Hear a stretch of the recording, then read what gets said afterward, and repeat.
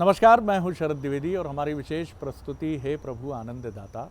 बहुत स्वागत है आपका इसमें। और एक और नया विषय, एक और नया दिन, एक और चिंतन। और आज मन ठिठका इस बात पर कि सत्य और असत्य,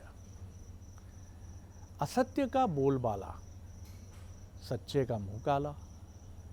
कलिकाल में, कलयुग में जब ये हम सुनते हैं कि मुहावरा उल्टा हो गया कि सच्चे का मुंह काला, तो ये कहने का साहस क्यों आया? क्या आज असत्य की स्थापना इतनी अधिक है समाज में कि हम ये मानते हैं कि सच कोई बोलता ही नहीं? और संबंध, निजी संबंध, जो बहुत गहरे संबंध होते हैं, पति पत्नी के, पुत्र के, पिता के, मित्र के, वो इसीलिए चटकते हैं कि वहाँ भी तुमने झूठ बोला, तुम झूठ बोलते हो, तुमने सच कभी बोला ही नहीं। वसीयत को लेकर संघर्ष है, वहाँ भी पिता पुत्र से कह रहा है तुमने वसीयत अपने नाम कर ली, झूठ बोलते हो। पुत्र कह रहा है कि आपने बड़े भाई से ज़्यादा प्रेम दिखाया, झूठ बोला कि मुझसे प्रेम करते हो। आखिर सच है क्या? असत्य क्या इतना महत्वपूर्ण हो गया है कि मैं ये तो नहीं कहूँगा, क्योंकि कहावत वही हमने सुनी है जब से होश संभाला है, और जो चिरंतन सत्य है कि सत्य प्रताड़ित हो सकता है, परास्त नहीं हो सकता। लेकिन अब ऐसे बढ़ चढ़कर बोलने वाले भी मिलने लगे हैं जो कहते हैं कि कहाँ बात करते हैं आप, सत्य का तो बंडल बांध कर उसको कब का फेंक दिया गया है, अब तो हम जो कह रहे हैं वही सत्य है। यानी हमारा असत्य ही सत्य का रूप ले चला है। तो आखिर सत्य और असत्य का ये जो मार्ग है, क्या वाकई सत्य के मार्ग पर चलना बहुत कठिन है, जैसा हम आरंभ से सुनते हैं? जानेंगे मानस मर्मज्ञ और भगवत गीता के अध्येता प्रोफेसर सुरेंद्र बिहारी गोस्वामी जी से। और बहुत ही अद्भुत कुछ पुरानी और हमारी सनातन परंपरा की रोशनी से, प्रकाश से कुछ अद्भुत ही निकलेगा आज की चर्चा में। बहुत स्वागत करता हूँ। सत्य और असत्य, आज आपने जो बात कही है जी, वो इतनी लोकोपयोगी है। यद्यपि आशंका की नहीं सोही, कहत सुनत सब कर हित होई। हाँ। आज आपने वो सशंका उत्पन्न की जी। है जिसके श्रवण से सबको लाभ होगा। देखिए, पहले आप समझ लें, आप जो कहना चाह रहे हैं वो मूलता क्या है। जी, सत्य शाश्वत होता है, जहां वो सत्य नहीं होता वो असत्य होता है। असत्य होता है। असत्य अगर कोई व्यक्ति संभाषण कर रहा है, मतलब वो सत्य से परिचित नहीं है, तभी असत्य बोल रहा है। बिल्कुल ठीक है। यदि वो रोशनी के अभाव में कहीं है तो अंधेरा उसे दिख रहा है, और अंधेरे में वो हाथ को हाथ नहीं सूझ रहा है, तो वो ये कह सकता है कि मैं उस प्रकाश से दूर था, इसलिए मैं सत्य नहीं जानता था। तो असत्य कहने वाला उस स्वरूप में बहुत दोषी नहीं होता। आप ध्यान रखिएगा, इन दोनों के बीच एक झूठ नामक तथ्य होता है, क्योंकि झूठ होता है। जी। वो झूठ जो है तनाव का सगा भाई है। तनाव के बिल्कुल सगे भाई का नाम, बड़े भाई का नाम झूठ है। हाँ।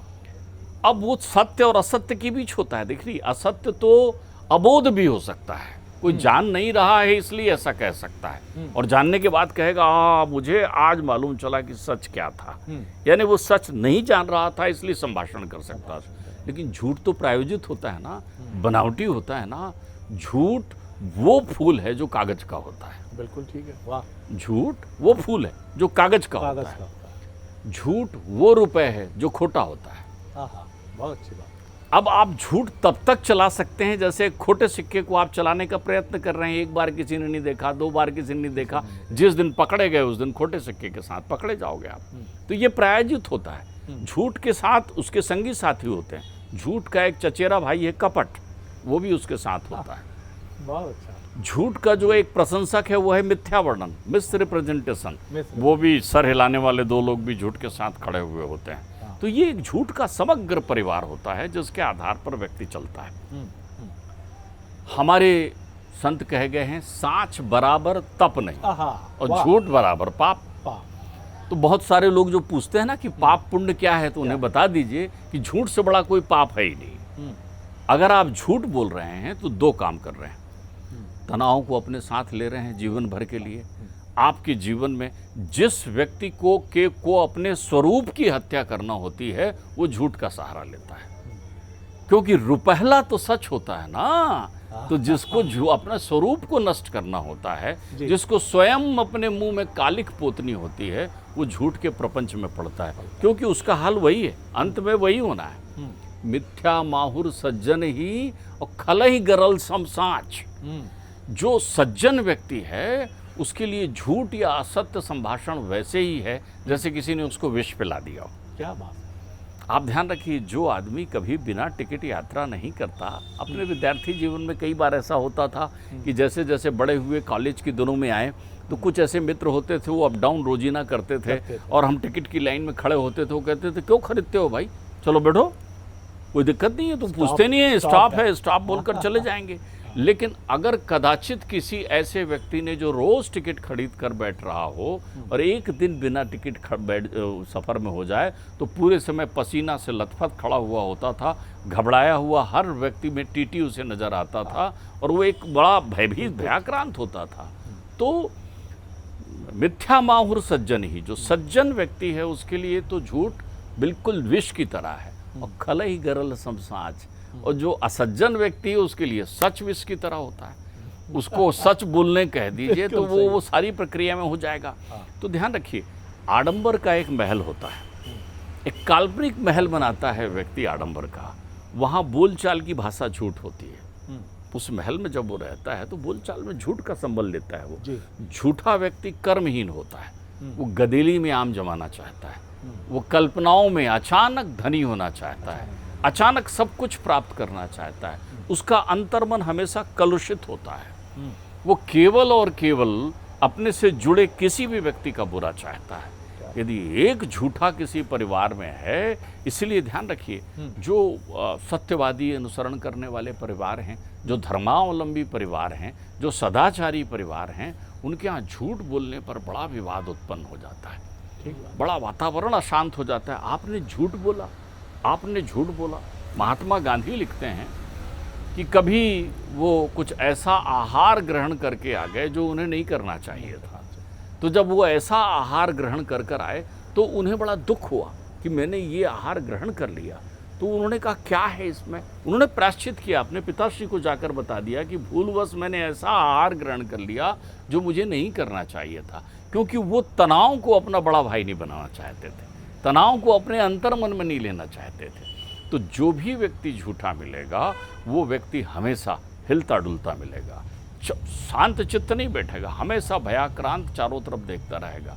तो झूठ के साम्राज्य में इसीलिए आप देख लीजिए कि आपके यहाँ क्षणम तिष्ठम क्षणम क्रोधम, थोड़ी देर में आप शांत बैठ जाते हैं, मालूम चले अच्छा वहाँ सब ठीक हो गया आपके हिसाब से, आप खुश, थोड़ी देर में आप भयाक्रांत हो जाते हैं। तो आप व्यक्तिगत भी ऐसे व्यक्ति का जीवन जो है, चूंकि वो कागज का फूल लिए सूंघ रहा है ना, तो खुशबू तो उसमें रहती नहीं है। दूसरा, वो प्रकृति के परिवेश से दूर हो जाता है, उसके जीवन में सुगंध समाप्त हो जाता है। सत्य सुगंध की तरह है। बहुत अच्छा सूत्र है साहब। उसके जीवन में सुगंध नहीं रहती, परिवेश में दुर्गंध रहता है। जैसे किसी व्यक्ति को मालूम चले कि उसके यहाँ कोई बैठने आने वाले हैं विशिष्ट अतिथि, तो वो अपनी बैठक को सजा कर रखता है, बैठक को, लेकिन बैठक के अतिरिक्त घर के भीतर जैसा होता है उसको सजाता नहीं है वो, यानी उसकी दुनिया केवल बैठक है। वहाँ सारे लोग एक सुसज्जित वातावरण में आते हैं, नमस्कार करेंगे, अंदर चले जाएंगे।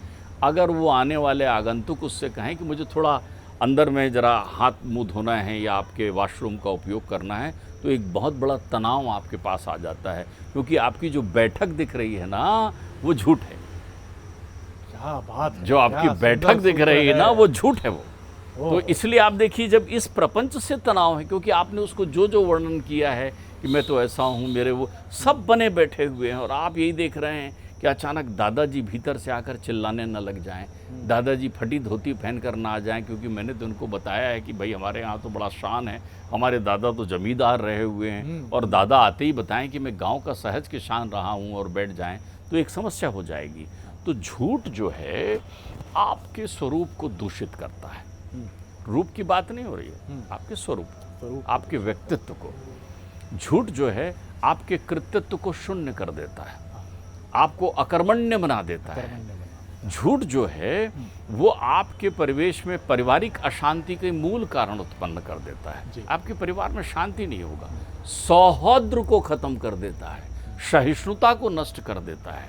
केवल छद्म छद्म और छद्म का वातावरण चारों ओर रहता है झूठ में। तो आप ऐसे छद्मी वातावरण की ओर शने शने बढ़ रहे हैं। झूठ का मूलाधार भौतिक स्वार्थ होता है। बिल्कुल ठीक है। मूलाधार, किसी से पूछें आप झूठ क्यों बोल रहे हैं, केवल भौतिक स्वार्थ के लिए बोलेगा। एक प्रश्न है मेरे मन में, ये बताइए मुझे कि इतनी प्रतिस्थापना झूठ की क्यों है इस समय? देखिए, एक बहुत सीधा और सरल कारण ये है कि हमारे परिवेश में